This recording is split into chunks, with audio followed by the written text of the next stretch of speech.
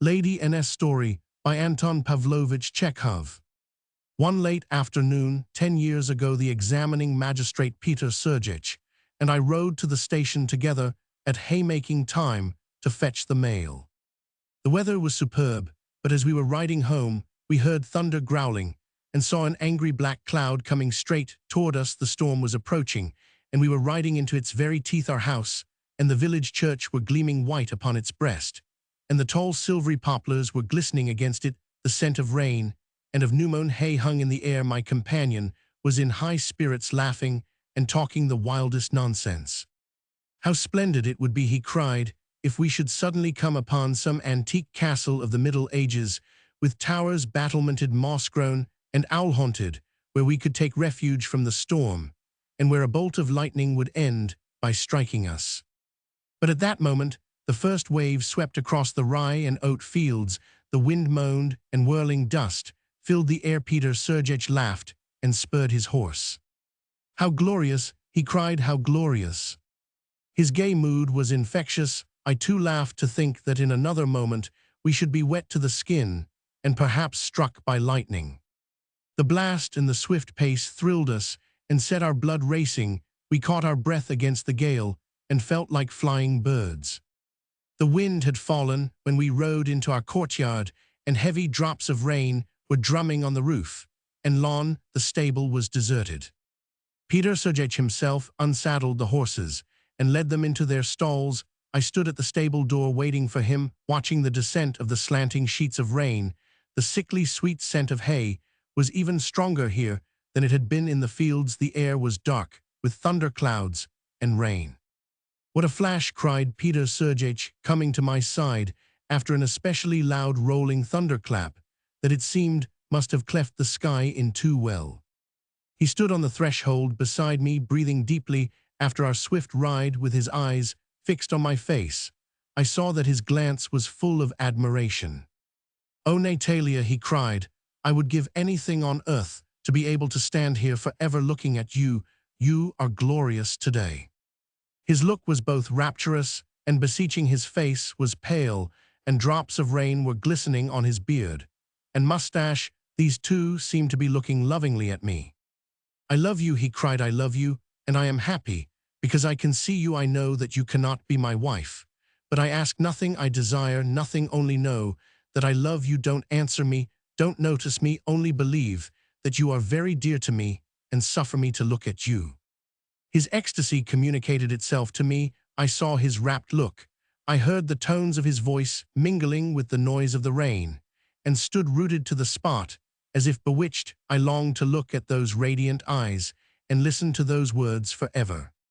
"You are silent, good," said Peter Sergeyich. "Do not speak."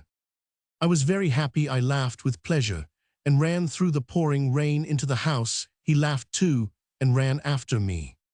We burst in, wet and panting, and tramped noisily upstairs like two children. My father and brother, unaccustomed to seeing me laughing and gay, looked at me in surprise and began to laugh with us. The storm blew over, the thunder grew silent, but the raindrops still glistened on Peter Sergeyich's beard. He sang and whistled and romped noisily with the dog all the evening, chasing him through the house and nearly knocking the butler carrying the samovar off his feet. He ate a huge supper, talking all kinds of nonsense, the while swearing that if you eat fresh cucumbers in winter, you can smell the spring in your nostrils. When I went to my room, I lit the candle and threw the casement wide open. A vague sensation took hold of me. I remembered that I was free and healthy, well-born and rich, and that I was beloved, but chiefly that I was well-born and rich, well-born and rich. Goodness, how delightful! That was later, shrinking into bed to escape the chill that came stealing in from the garden with the dew. I lay and tried to decide whether I loved Peter Sergeyich or not. Not being able to make head or tail of the question, I went to sleep. Next morning, when I awoke and saw the shadows of the lindens and the trembling patches of sunlight that played across my bed, the events of yesterday rose vividly before me. Life seemed rich and varied and full of beauty. I dressed quickly and ran singing into the garden. And then what happened? Nothing. When winter came and we moved to the city, Peter Sergeyich seldom came to see us. Country acquaintances are only attractive in the country and town in the winter.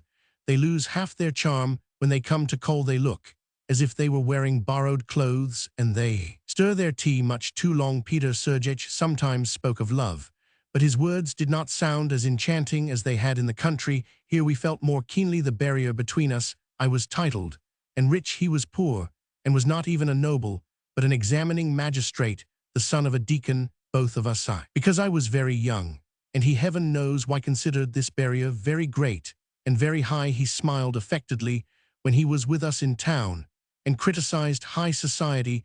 If anyone beside himself was in the drawing-room, he remained morosely silent. There is no barrier so high but that it may be surmounted. But from what I have known of him, the modern hero of romance is too timid, too indolent, and lazy, too finical, and ready to accept the idea that he is a failure, cheated by life, to make the struggle. Instead, he carps at the world, and calls it vile, forgetting that his own criticism at last becomes vile in itself. I was beloved, happiness was near, seemed almost to be walking at my side. My path was strewn with roses, and I lived without trying to understand myself, not knowing what I was expecting, nor what I demanded from life. And so time went on, and on. Men with their love passed near me. Bright days and warm nights flew by. The nightingales sang, the air was sweet with new mown hayall. These things so dear, so touching to remember, flashed by me swiftly unheeded, as they do by everyone, leaving no trace behind them, until they vanished like mist. Where is it all now? My father died. I grew older. All that had been so enchanting, so gracious, so hope-inspiring, the sound of rain, the rolling of thunder, dreams of happiness, and words of love, all these grew to be a memory alone. I now see before me a level, deserted plain, bounded by a dark and terrible horizon, without a living soul upon it. A bell rang. It was Peter Sergeyevich. When I see the winter trees, remembering how they decked themselves in green for me in summer time, I whisper, "Oh, you darling things!" And when I see the people with whom I passed my own springtime, my heart grows warm and sad, and I whisper the same words. Peter Sergeyevich had moved to the city long ago through the influence of my father. He was a little elderly now, and a little stooping. It was long since he had spoken any words of love. He talked no nonsense now, and was dissatisfied with his occupation. He was a little ailing and a little disillusioned. He snapped his fingers at life, and would have been glad to have had it over. He took his seat in the chimney corner, and looked silently into the fire. Not knowing what to say, I asked, "Well, what news have you?" "None at all." Silence fell once more. The ruddy firelight played across his melancholy features. I remembered our past, and suddenly my shoulders shook. I bent my head and wept bitterly. I felt unbearably sorry for myself, and for this man, and I longed passionately for those things which had gone by, and which life now denied us. I no longer cared for my riches or my title. I sobbed aloud with my head in my hands, murmuring, my God, our lives are ruined." He sat silent, and did not tell me not to weep. He knew that tears must be shed, and that the time for them had come. I read his pity for me in his eyes, and I too pitied him, and was vexed with this timid failure, who had not been able to mold his life or mine aright. As I bade him farewell in the hall, he seemed purposely to linger there, putting on his coat. He kissed my hand in silence twice, and looked long into my tear-stained face. I was sure that he was remembering that thunderstorm, those sheets of rain, our laughter, and my face, as it had then been. He tried to say something he would have done so gladly, but nothing came. He only shook his head, and pressed my hand. God bless him. When he had gone, I went back into the study, and sat down on the carpet. Before the fire, gray ashes were beginning to creep over the dying embers. The wintry blast was beating against the windows more angrily than ever, and chanting some tale in the chimney.